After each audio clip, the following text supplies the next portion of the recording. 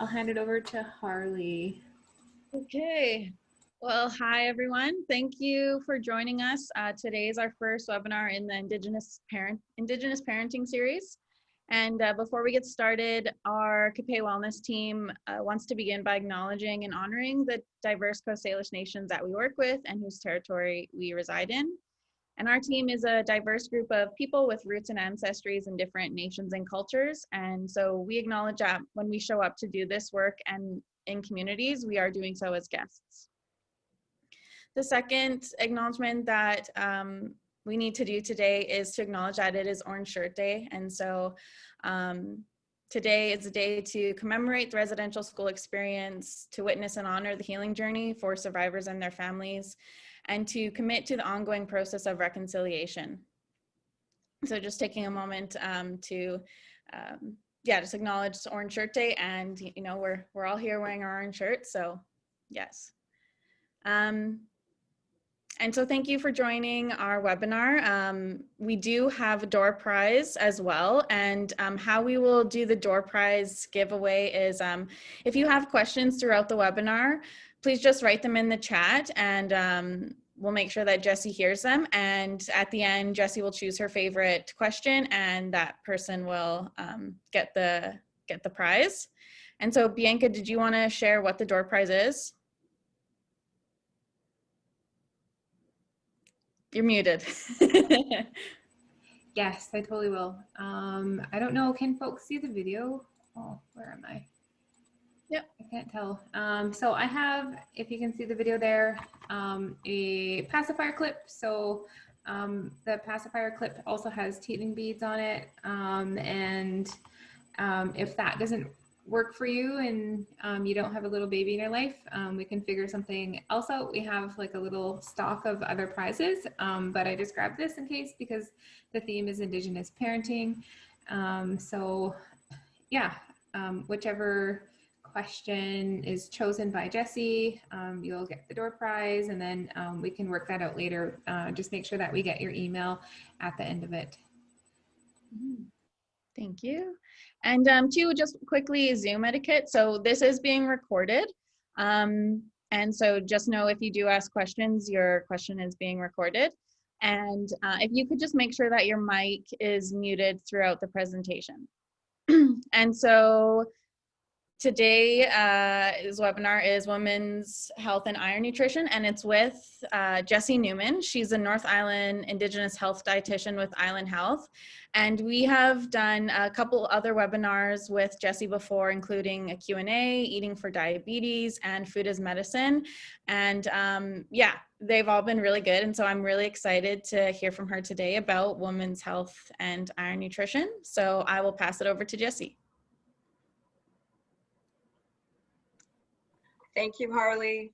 Hi, everybody. My name is Jessie Newman, and I first want to acknowledge that I'm zooming in today from the homelands of the Likwala-speaking peoples, the Wewakai and the Wewakam. And we're going to be talking about women's health today, specifically related to nutrition. I'm sure you're all from diverse backgrounds. Some of you are probably moms. And I feel like a lot of women aren't, very good at putting themselves first, prioritizing others. So hopefully I can give you some tips today on improving your wellness. So I want to start today by telling you a little bit more about myself.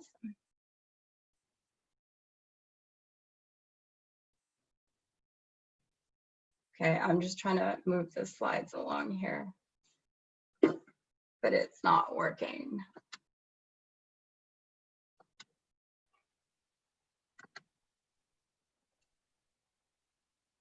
Okay, sorry guys, just trying to figure this out.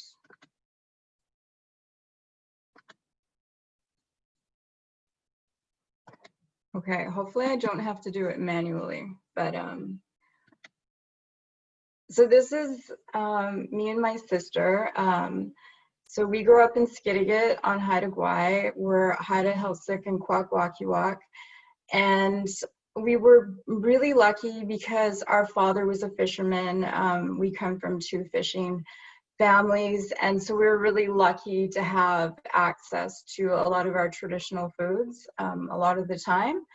But when my dad was out fishing, which was quite a bit, my mom would be in charge of feeding us, and she wasn't a very good cook, so we did eat a lot of craft dinner, itchy van, meatballs and rice, Pop-Tarts, sugary cereals. So we kind of had like this weird balance of nutrition growing up. But one thing that we always did was we sat at the kitchen table for all our meals, and it wasn't even a question. And I think that was really common at the time, and it just doesn't happen nowadays as often as it should. So I would say if you're having, you know, if you feel like you can't afford foods that are a bit more nutritious, one thing that you could do to improve the wellness of your family and your kids is to sit around the table and eat your meals. And I feel like, you know, it's something that you kind of have to work towards. Maybe make it a priority once or twice a week and build that up. But yeah, I'm not seeing it as often today, and I feel like it's kind of an easy step to take to promoting wellness within your family. And so as I transitioned into a teen, I feel like my nutrition kind of went a bit down. I remember there was a time maybe when I was like 15 or 16, and I was eating a lot of like pizza, especially those little like personal pizzas, Count Chocula cereal. I remember I ate a lot of that. Yeah, just like drinking a lot of pop. It wasn't very good, and I wasn't very active. And then I guess as I got towards my late teens and early 20s, my great aunt, she had diabetes, and her health was really starting to decline, like her quality of life. She lost most of her vision.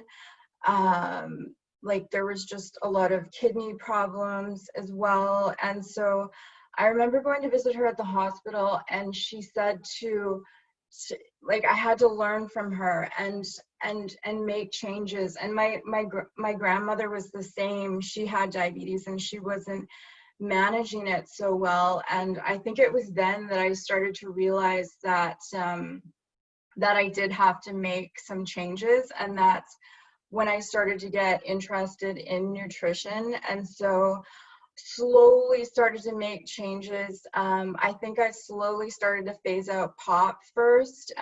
Coke was like an addiction for me. And then I think I just started adding more fiber and phasing in like vegetables and fruits.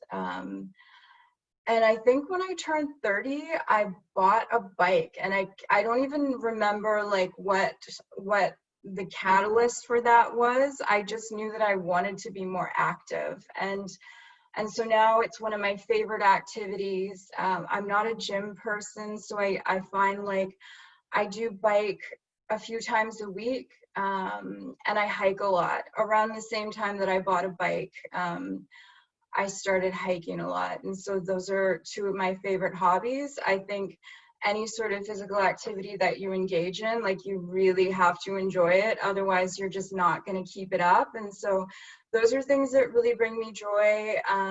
Eating well brings me joy. I'm certainly not perfect, and there's no need for that. Like I definitely eat cheesecake. I love ice cream. I still love pizza. And yeah, I drink beer every once in a while.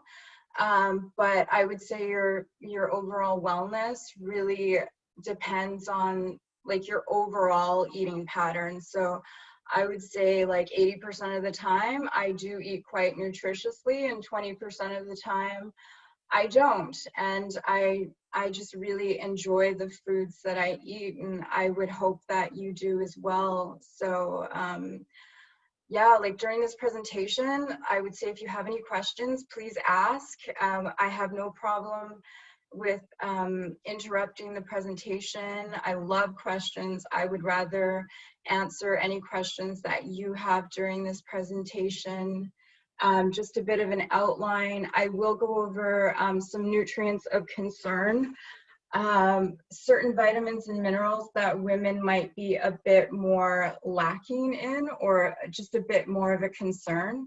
I will talk a little bit over the lifespan, but I wanted to focus a bit more on iron because I think it's quite a common concern. So we'll discuss that. I'll talk a bit about like symptoms of deficiency, risk factors, but there will be more of an emphasis on foods that contain the nutrients. And towards the end, I'll put it into practice. I'll give you an idea of what I eat during the day, just to give you some ideas, like, knowing everything that I know about nutrition. What do I eat? People ask me that quite often. And then I want to talk a bit about fiber and healthy fats. I'm a huge fan of fiber. Few people get enough fiber. It's so important. I'm always plugging fiber, and healthy fats. So it's a bit of an ambitious outline, but we'll see what we get to. And again, please ask those questions. I can't see anybody and I don't have access to the chat, but I think Harley or Bianca will probably interrupt me if there are questions. So love the questions. So for me and women, or almost anybody, like these are some nutrients that I would be quite concerned about. Are you getting a good deal of fiber? Are you having more healthy fats, the unsaturated fats, compared to unsaturated or trans fat, or saturated or trans fats? And then I'm always concerned about what's your sugar intake, what's your salt intake. So when you're looking at a nutrition facts label, there's some good information that you can get on here. Sometimes I think everybody knows how to read a label, but I think, some people actually don't. So when you're looking at a label, on the right there, you can see the percent daily value. And if it's 5% or less, then it's a little. But if it's over 15%, that means it contains a lot. And you probably want to limit that. But for most people, getting more fiber is ideal. So you want to check that out, and that's going to be within the carbohydrates, just under carbohydrates there, because fiber is a carbohydrate. And sugar is also going to be within that as well. And so you can see that there. And so you really want to rely on that 5 and 15 rule. So if it's 5% or less, I would say that's a really good choice. And then like salt, sodium, you can see there. I don't think a lot of people know what the sodium guidelines are. And you want to be getting below like 2,300 milligrams in a day. And so, but if you have heart disease, I would say 1,500. And the reasoning behind that, and I would say for all of this, is we're really looking to protect our blood vessels. So if you're having a high intake of sodium, every day, then you're at risk of increasing your blood pressure, and that's going to damage your blood vessels, make them less elastic, make them less likely to form plaques. And so that's the same with sugar as well, especially if you have diabetes. When we have high blood sugar, we're also going to be damaging our blood vessels. And the same reasoning, that's going to make it much easier for plaques to accumulate like within our blood vessels, which can cause narrowing and which can cause like heart and stroke. And then also pretty much the same rationale for the types of fats that you consume. If you're constantly having saturated fats, or if it's like a large part of your diet, those types of fats are more likely to accumulate within your blood vessels. So, you know, this is the hope. We're hoping to really, you know, take care of our blood vessels. We want happy blood vessels. So that's the rationale around these nutrients. And fiber, I will touch on a little bit more, but generally more fiber is better. And foods that tend to contain more vitamins and minerals have more fiber. So these are things that you want to be looking out for. These are things that I tend to look at on a food label. I don't really care about calories. I'm more concerned about these nutrients. And then cholesterol as well, like if you have heart conditions, that's something that you definitely want to be looking out for. But a good rule of thumb is that if something has a mother, it probably has cholesterol, but if it's something plant-based, it tends to not have cholesterol. So if you have heart disease and you're watching your cholesterol intake, that's something to consider. So there's certain vitamins and minerals as well that I'm more concerned about when speaking with women, and that's just due to our unique biochemistry. I'm always concerned about calcium and vitamin D, and I don't think enough of us really, consume enough calcium in a day. And so I think, I personally do supplement with calcium because I know I don't get enough in a day. Calcium is really important for, our bones, our muscles, our nerve functioning, our heart. So that's all. I will talk a little bit about calcium foods. Vitamin D, also really important for bone health. It helps our body better absorb calcium and phosphorus, but also it's really related to like our immunity. And also there's some good emerging evidence that like when we're low in vitamin D, we can be more susceptible to depression and high blood sugar. So I think it's kind of really underrated and it's hard to get in foods. So I would highly recommend that everybody be taking a vitamin D supplement. And I do every single day. Iron, I think we all know it's really important for our health. Like it helps to transport oxygen in our blood. So if we're not, if we don't have enough iron in our body, we're just much more likely to feel tired. Folate and vitamin D are quite related in our body. There's similar processes that are happening. They're both related to like our making DNA in our body, making blood cells in our body. And so if we're lacking in any of these, it can make us more susceptible to anemia. So these are all really important. I take an iron supplement every day.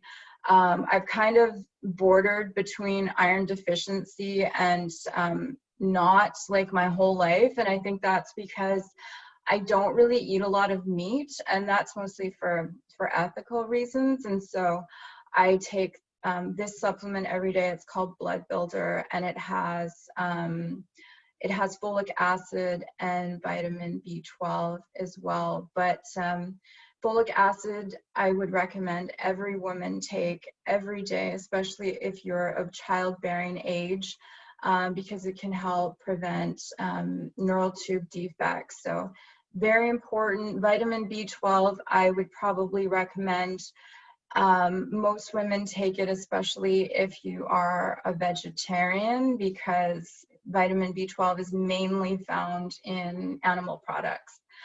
And then I've added vitamin C here mostly because it can help our body better absorb iron.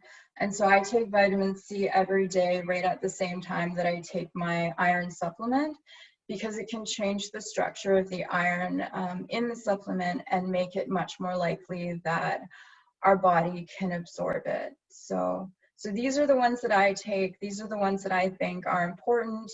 The calcium, I do the chew because I kind of gauge it based on how much calcium I've already had in the day. And I guess just because I have this good understanding of how much calcium is in foods, I can do that.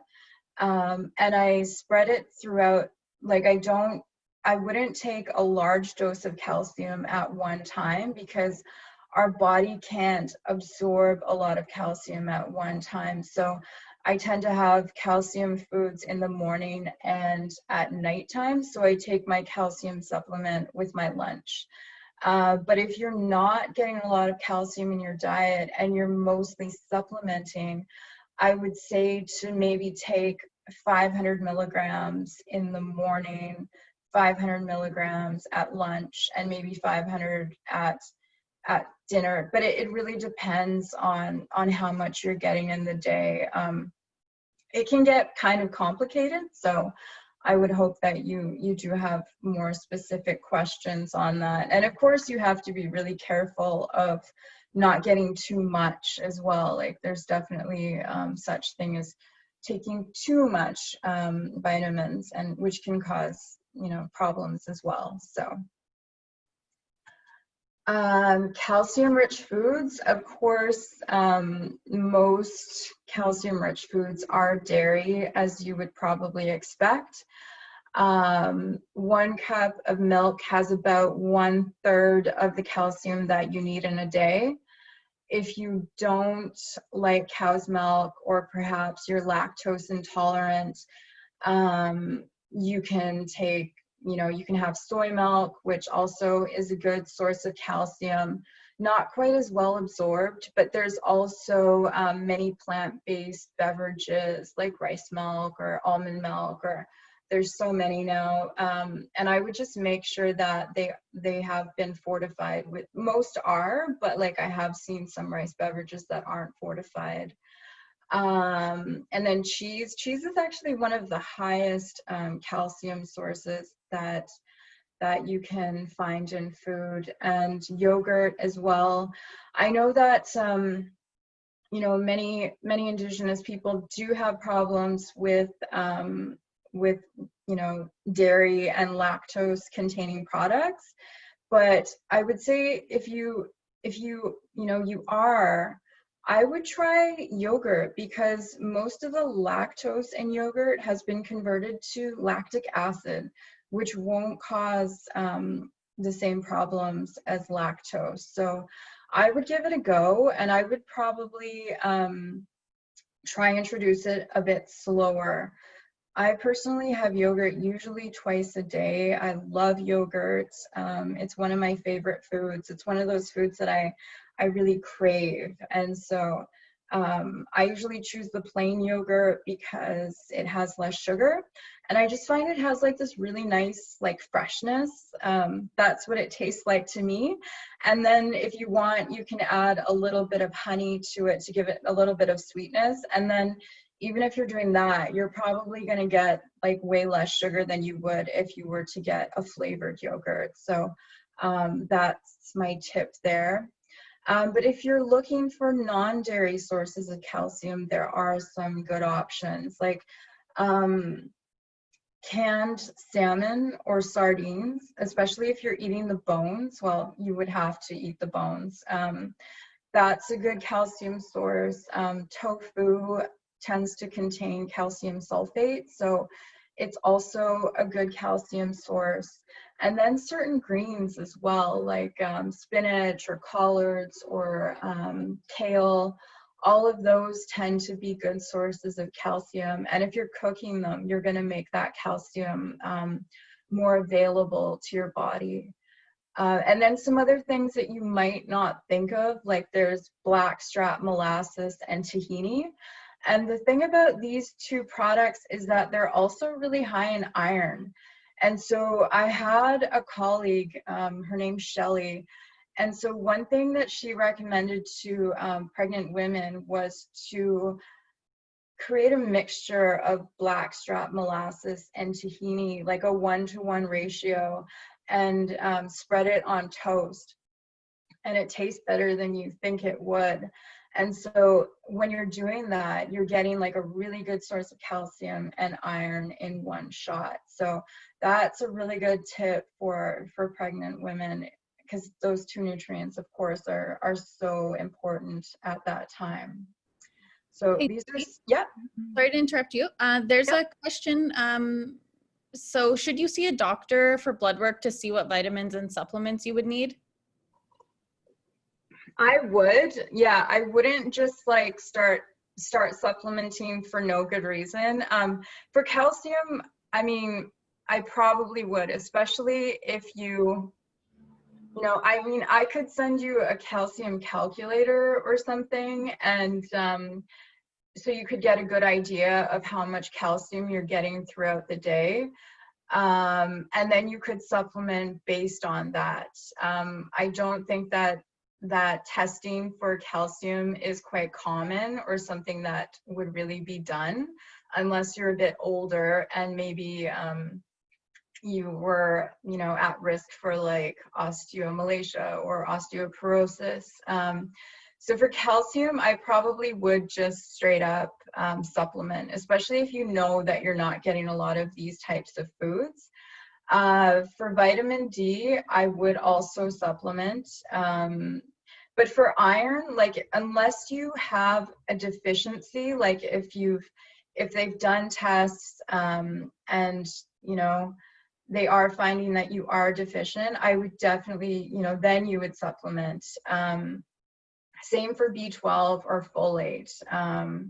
So yeah, calcium supplement if you're not getting enough. If you think you're not getting enough, vitamin D, I would say everybody should get. Iron, B12, folate. Folate, you know, yes, if you're of childbearing age. B12, yes, if you're a vegetarian or if you're a bit older or if you have some sort of like digestive or gastric issues. And then vitamin C, I think that's really important, especially if you're only getting, you know, like plant-based iron, which I will talk about in a moment. So I hope that was a little bit clarifying. Yeah, and there's another, so does calcium block iron absorption? I would try to take them at different times, if you can.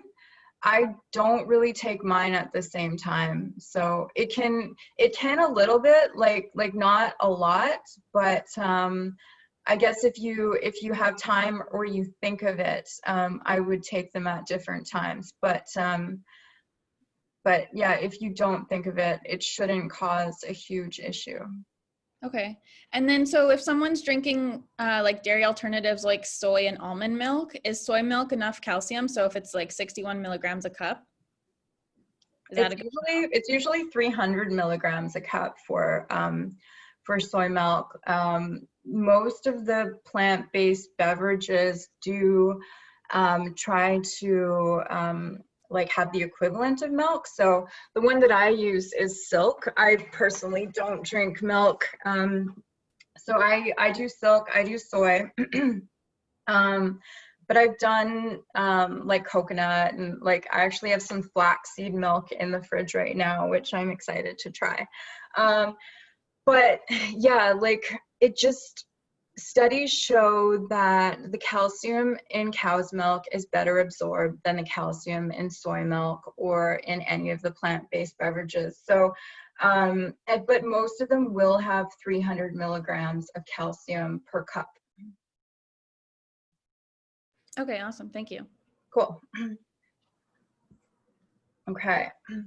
So next are vitamin D foods, and these are really hard to find naturally in food. Your vitamin D status will be determined largely by geography, so really like the latitude of where you live, the season. Our body just isn't able to make as much vitamin D between like October and March. And then like the color of your skin, darker people aren't able to synthesize as much vitamin D as lighter people.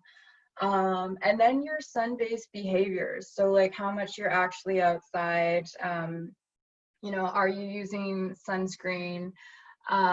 So those types of things will have a larger bearing on your vitamin D status compared to the amount of food that you're getting. Not to say that you shouldn't eat vitamin D foods, because as you can see, like most of them are quite nutritious, but it's almost impossible. Like you just can't get enough vitamin D in food that would equal the amount that we should be getting. So, I mean, you'd have to eat a lot of salmon throughout the day, and unfortunately, most of us just don't have access to that. So vitamin D, natural vitamin D foods would be salmon or egg yolks. So that's one of the good reasons to eat egg yolks. I know a lot of people only have the whites, and I think that might be for weight loss or something, but all of the goodness is in the yolk. So I highly recommend having all of the egg. And then, you know, sardines, and a lot of foods are fortified with vitamin D. So milk, soy milk, any of the other plant-based beverages should be fortified with vitamin D. Some aren't. And dairy as well, other dairy products like cheese and butter. So I personally take 1,000 milligrams of vitamin D a day. I believe the recommended amount for me, and for most women between like 1 and 70, I believe, is 600 international units. And then once you're over 70, I think it goes up to 800. But there's just, you know, a lot of research now to show that the guidelines that Health Canada has around vitamin D aren't nearly enough. So only having, say, like 400 or so international units a day isn't really going to give you, you know, what you need to prevent like fractures and things like that. So it's really important for kids as well to prevent rickets. So if you're only breastfeeding, you should definitely be supplementing with vitamin D. And then as we get older as well, we're trying to prevent like osteomalacia and osteoporosis. So so important to get vitamin D because it helps us absorb more calcium and phosphorus. And so really important for bone health. And then, like I said, immunity, and emerging evidence is showing that relation to diabetes prevention and depression. So those are kind of like just on the forefront. Like, I don't think it's, you know, like a Health Canada claim, but I know lots of people who have like I knew one nurse who was taking like 10,000 international units of vitamin D a day. And I know some other healthcare professionals who have like 3,000 or 4,000 international units a day. And so during the summer, I have usually about 1,000. And then during the winter months, I'll have maybe 2 or 3. But the recommendations from Health Canada are that most of us should be getting 600. So, and then 800 once you get over 70. So you can kind of make your decision around that. But those are the guidelines, 600 and 800. But more important than we think, I believe, vitamin D.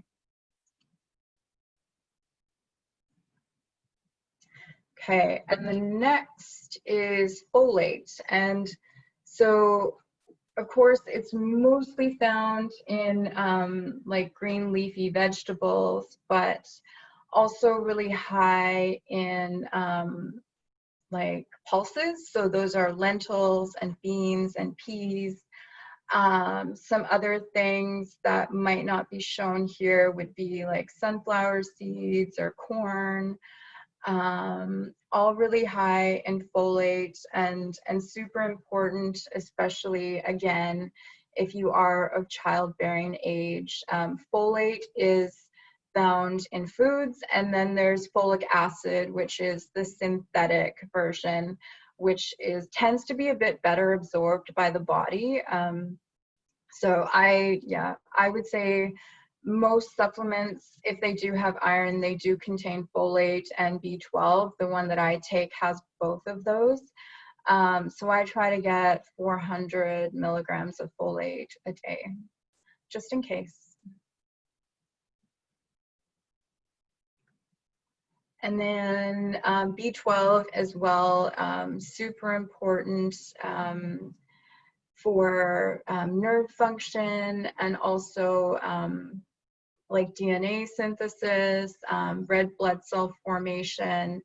And so if you are a vegetarian, this is something that you should be supplementing with, because B12 tends to be found in animal foods, animal-based foods. So that would be like salmon, poultry, dairy, but some non, or some vegetarian type foods that you can find B12 in are nutritional yeast, soy milk. So there aren't actually that many options. So I would highly recommend taking B12 if you are a vegetarian or a vegan, or if you are over 50, because as we age, we just can't absorb it quite as well as we used to, or if you have any sort of issues like maybe Crohn's disease or celiac disease. So those are the recommendations around that.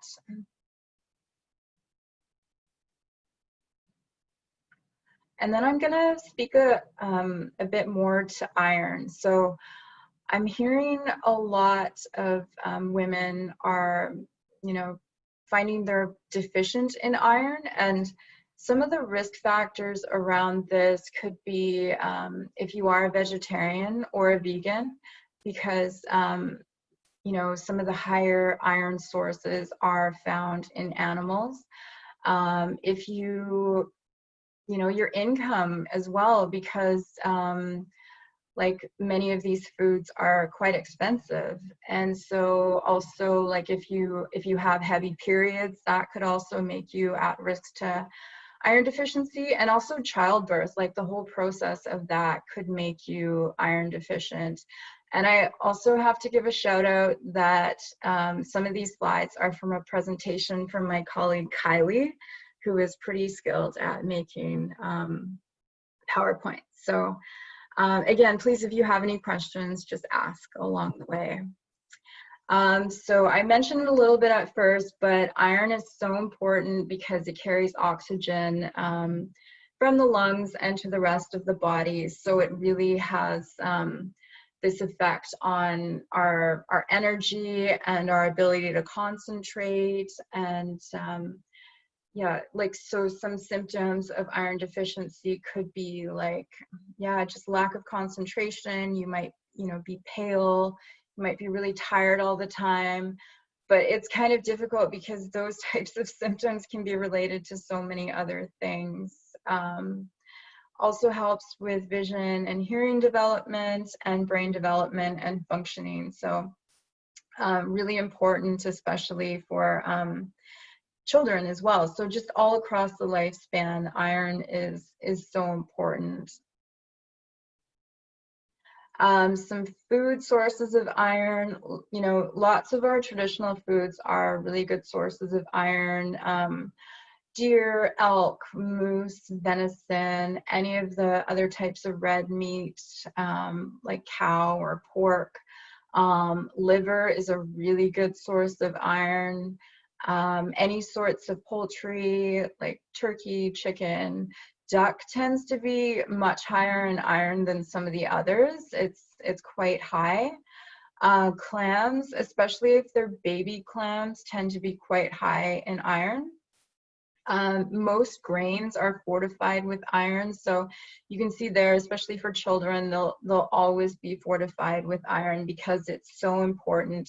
But even for everybody else, like pasta, most rices, like oats tend to be fortified with iron.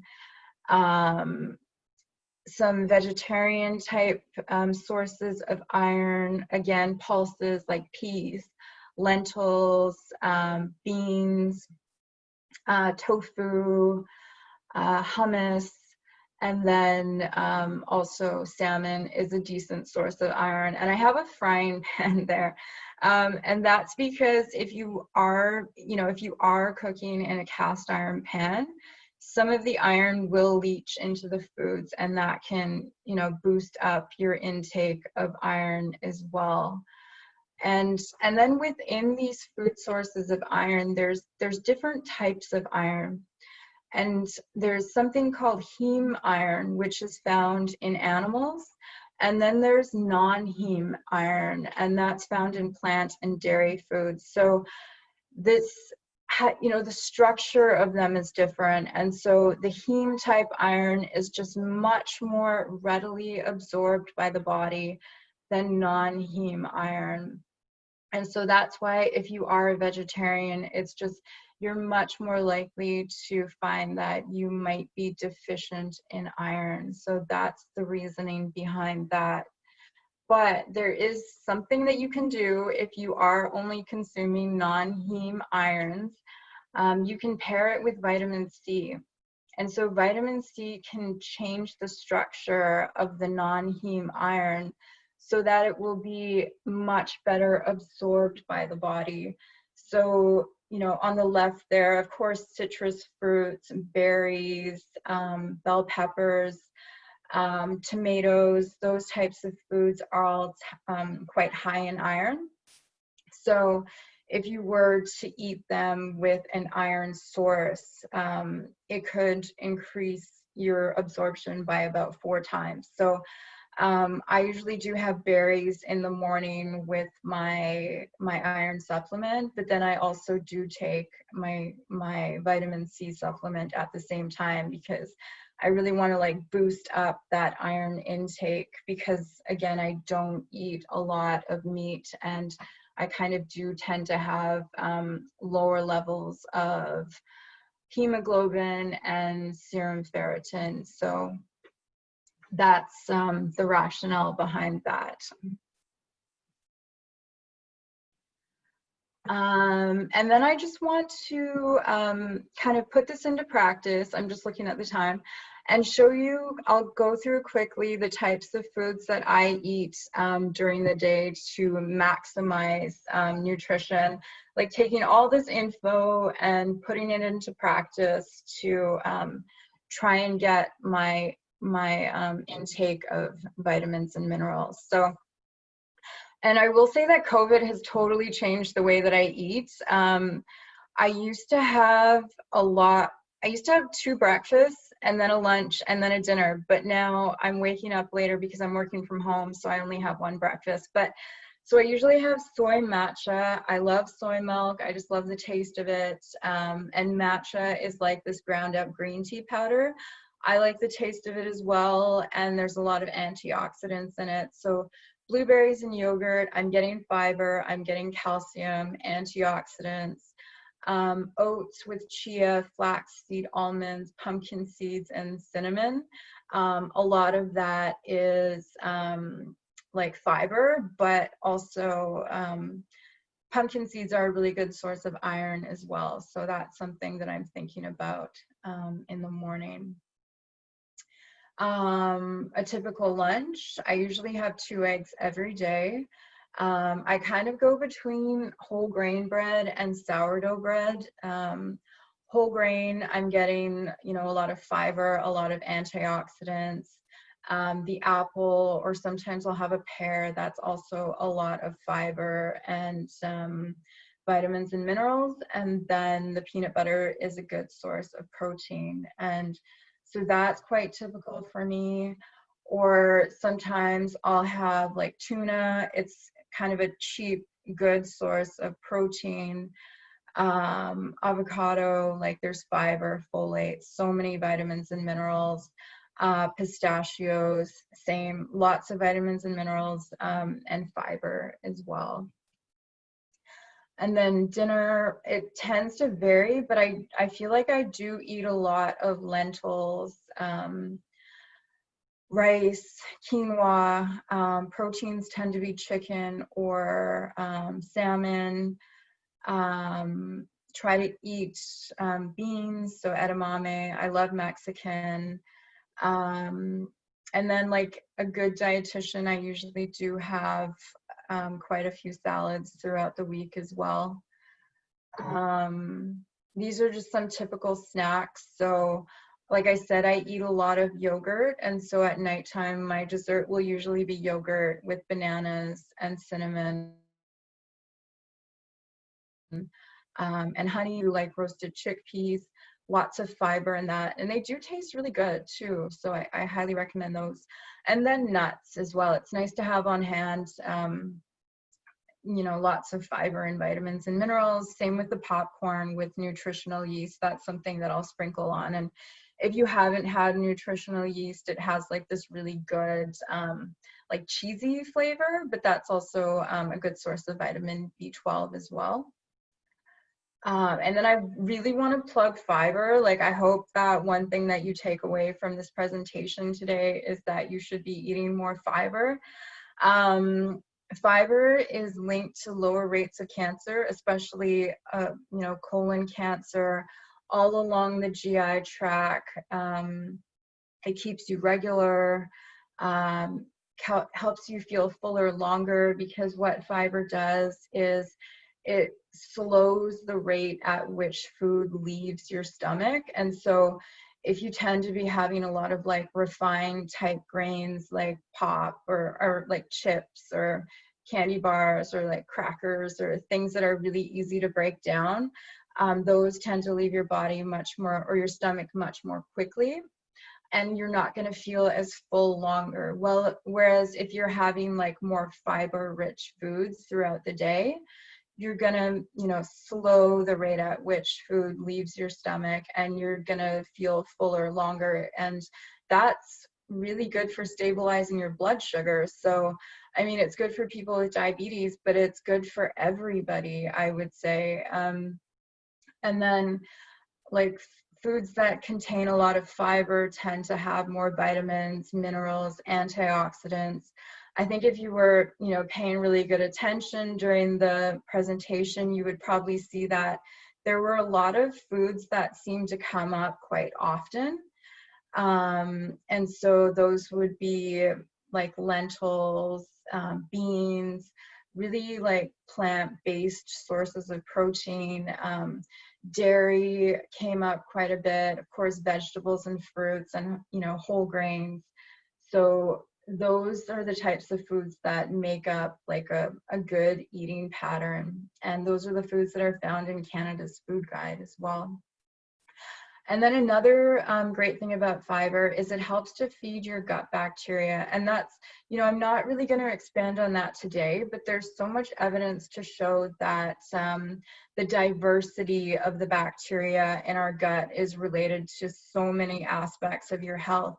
And when you're eating a really high fiber diet, you're going to increase that diversity of bacteria in your gut. So many reasons to eat fiber, and so many like cheap sources of fiber as well, because they tend to be plant-based. And so you can see here, like berries are an excellent source of fiber, apples and pears, whole grains. I mentioned some of them before, like camas root or any types of roots. So I have so much love for fiber, and I hope you'll try add some to your diet. And then this is just a little bit of analysis of my breakfast and how much fiber I get in it. And I don't want you to get too caught up in the numbers, but you can see here that like the type of breakfast that I have, it has about 19 grams of fiber.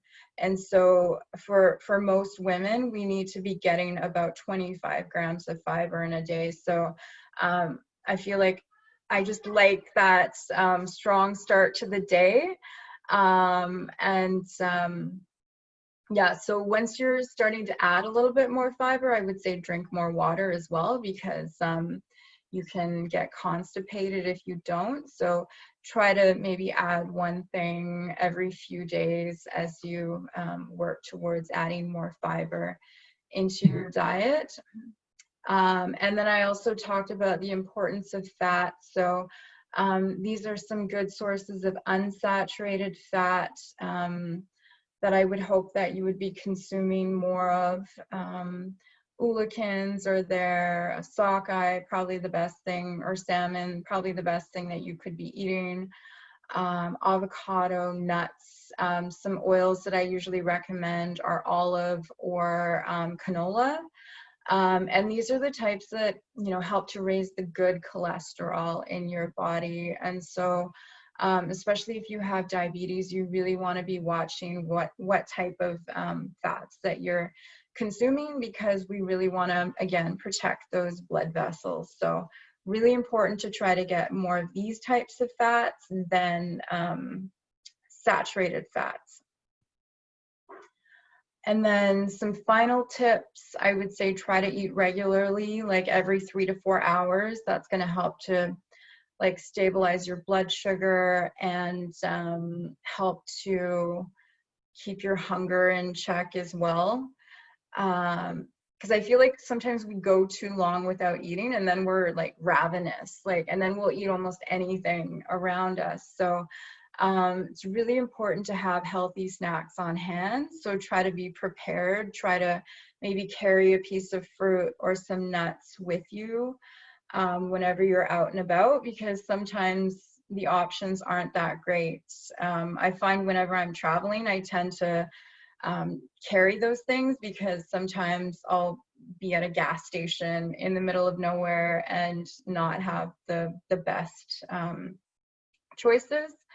Try to watch your portion sizes. So maybe eat off of a smaller plate. I've seen lots of people have success with that. Really, I would say be careful of your beverage choices. I feel like this is where a lot of people kind of fall off track, not really thinking about all of the sugar and the calories that are found in beverages, like especially coffees or pop or juice, smoothies, things that aren't as satiating, that aren't going to make you feel full, and are adding excess calories without a lot of nutrients. So I would be mindful of that. Like, I feel like that's kind of where I started when I was trying to be, trying to eat more nutritiously, was to phase out pot. So of course, eat more of our foods if you can, if you have access, because they're probably the best things that we could possibly eating. Colorful foods. So in general, foods that are more colorful tend to have more vitamins, minerals, antioxidants. So a focus on that. And I would say really like be more mindful of what you're eating, and really sitting down and enjoying your food without distraction, focusing on your hunger, and trying to enjoy more family meals, because honestly, that will have a huge effect on your wellness and the wellness of your family. So I can't stress that enough. And yeah, like I said, try to enjoy, try to have a healthy overall eating pattern. Like if you're eating like this most of the time, that's going to be good, but don't like deny yourself certain foods that you enjoy as well. Like it really just depends on your overall eating pattern, and that's really important. And I would also say that like a lot of women tend to focus on weight as an indicator of health. I don't really subscribe to that. I feel like our overall behaviors are much more important to our health than our weight. Like, do you have a really good overall eating pattern? Are you engaging in physical activity? What are, you know, your social connections? Like things like that are much more indicative of wellness than your weight. So I'll leave it there, and I'll open it up to any questions. I'm seeing that we don't have that much time, but I'm so open to staying on and answering any questions that you might have, because I don't really have anything planned after this. Yeah, Jessie, I think what we were going to do then is just we'll stop recording and then we'll leave it open so people can type in their questions, or they can unmute themselves to ask themselves. So before we do that, thank you for that presentation. And so this was our first webinar in the Indigenous Parenting series. And so next week, October 7th, we will be joined by Ashley Simpson and Marguerite James. And they're going to be sharing information on breastfeeding education. And so that will also take place on Zoom. And if you would like, you can register through our Facebook events, or you can go and get a ticket through Eventbrite. And that is optional. You don't have to do that. We'll just be able to send you the reminder through email. And if you don't want to register on Eventbrite, you could just message us your email address and we'll make sure that you get those reminders as well. And yeah, so that's all. So we're going to stop recording now, and then